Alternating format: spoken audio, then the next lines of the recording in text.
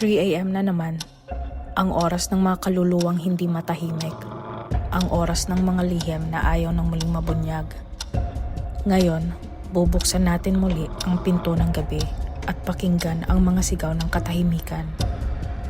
Welcome sa Kwentong 3 a.m.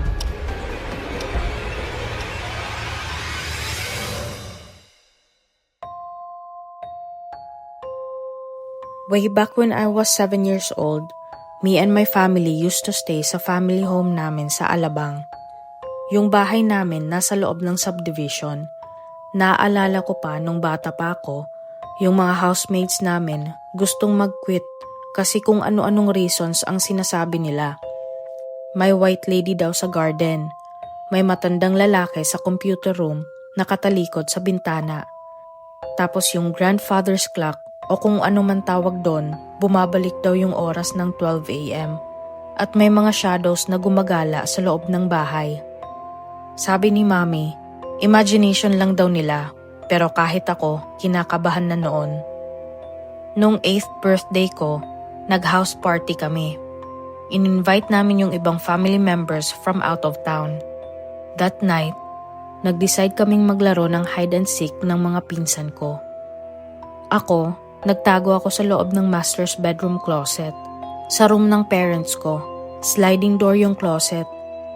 Pagpasok ko, iniwan ko siyang medyo nakabukas para may hangin at para makita ko rin kung may paparating. Bigla na lang akong nilamig at may nakita akong shadow ng matandang lalaki papunta sa bathroom, malapit sa closet. Akala ko family member lang na pinagamit ni Mom yung bathroom niya. Ginagawa niya kasi yon kapag occupied yung isa. Pero nagulat ako nung sumilip ako ng konti. Wala namang tao. Bukas yung pinto ng bathroom, sinilip ko pa palabas. Lahat ng bisita at household members namin nasa dining area. Yung mga pinsan ko naglalaro pa rin hanggang sa mahanap ako nung taya. Sinabi ko sa kanya yung nangyari at nagulat din siya. Tumigil kaming lahat maglaro at nagsama-sama. Sinabi namin sa parents namin pero walang naniwala. Lumabas kami at tumambay sa harap ng bahay. Maya-maya, sumigaw at tumakbo yung uncle ko palabas ng public toilet. Nagulat kaming lahat.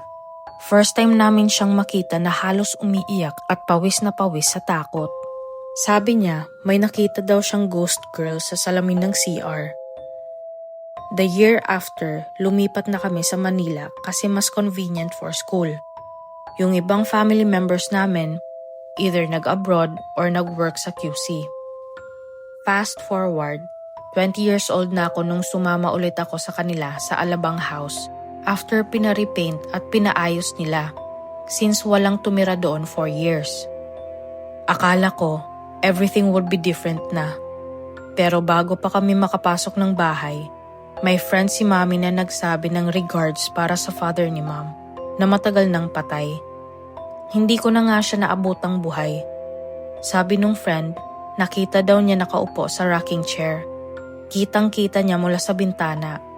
Nakatalikod at nakaupo lang doon. Nung sinabi ni Mami na patay na yon, natakot din sila. May report pa yung houseboy sa amin. Sabi niya, nung natulog siya sa driver's room sa may garage, bigla na lang siyang hindi makahinga kasi may unan daw na parang pinipisil pababa sa mukha niya, na parang may nagdidiin. Sinubukan daw niyang alisin, tapos bigla niyang naramdaman yung lamig na kamay na parang hinahawakan yung kamay niya. Para bang ipinagtatanggol ng multo yung sarili niya laban sa kanya. Nag-side roll daw siya at binuksan ng ilaw. Walang tao. Yung kwarto, kama lang at hangers ang laman. Chinek niya lahat, walang ibang tao. Saka pa na-realize, nakalak ang pinto. Sabi ng mga kapitbahay, yung lote raw sa likod ng bahay namin, dati daw tapunan ng mga bangkay. Naniniwala ako na baka grandparents ko yung ilan sa nagpaparamdam. Pero sino yung iba?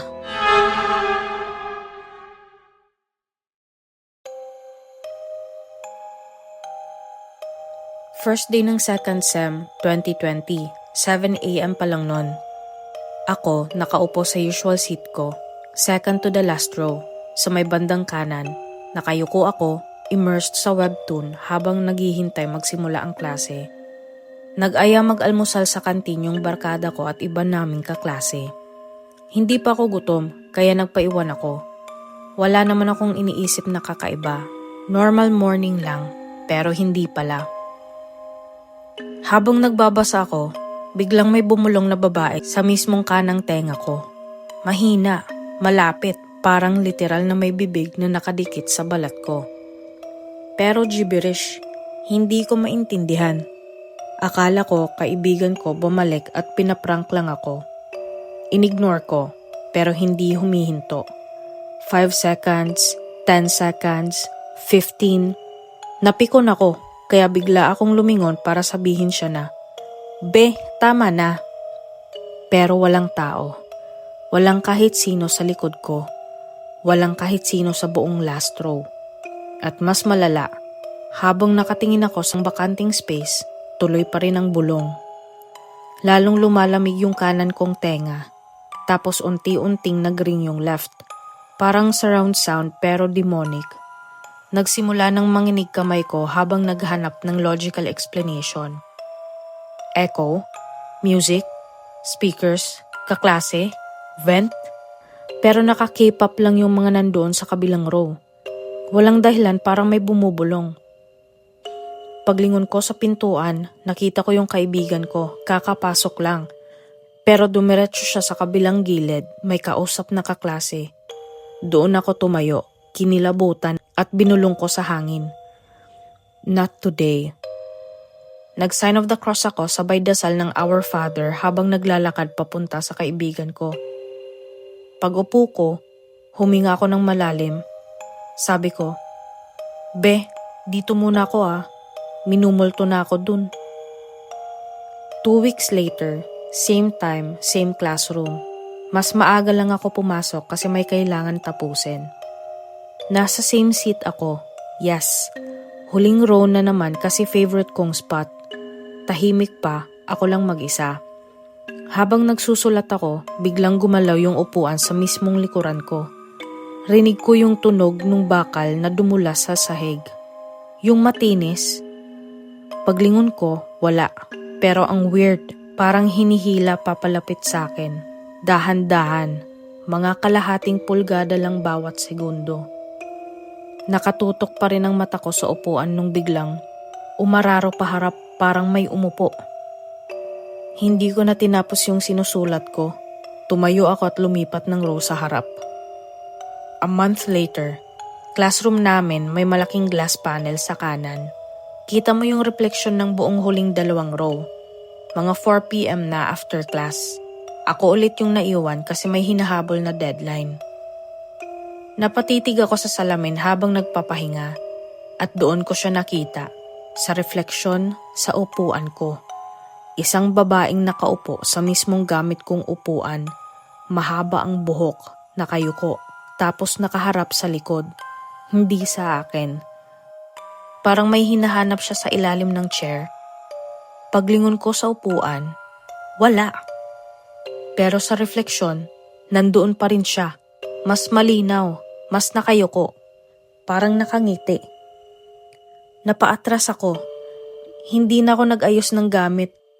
Dinampot ko na lang bag ko at diretsyong palabas. Pagdating ko sa gate, tumakbo na ako. A few days later, may prof kaming nag-warning. Class, huwag kayong umupo mag-isa sa last row. Meron daw white lady na nakikipagkaibigan.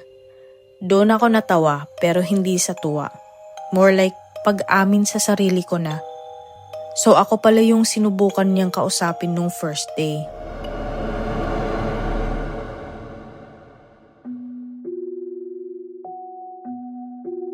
For many people, ang pagkakaroon ng friend na may open third eye ay parang adventure. Pero para sa akin, kabaliktaran. Nung college ako, mass communication student ako sa isang university sa City of Pines. Madalas sa basement ng science building ang classes namin. Tinatawag namin yung lugar na The Dungeon dahil sa location nito.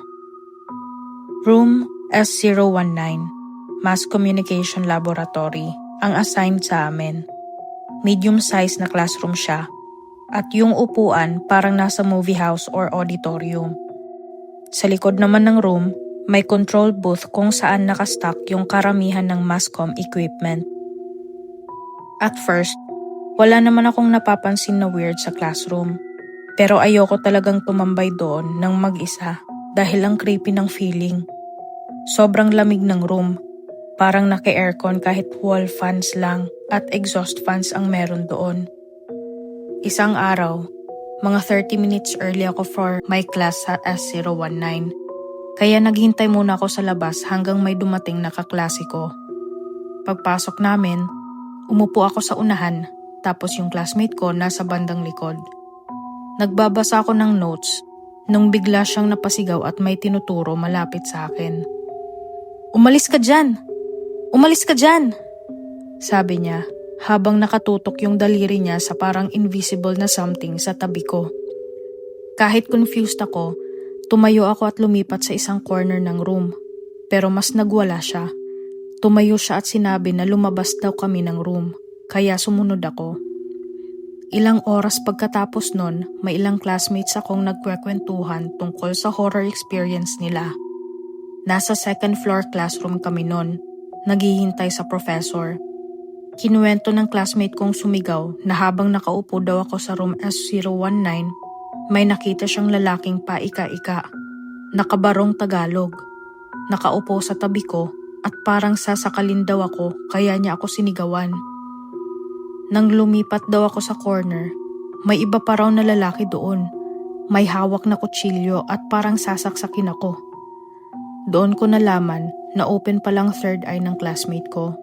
At yung history ng room, isa raw yon sa mga lugar na may pinakamaraming casualties noong 1990 earthquake.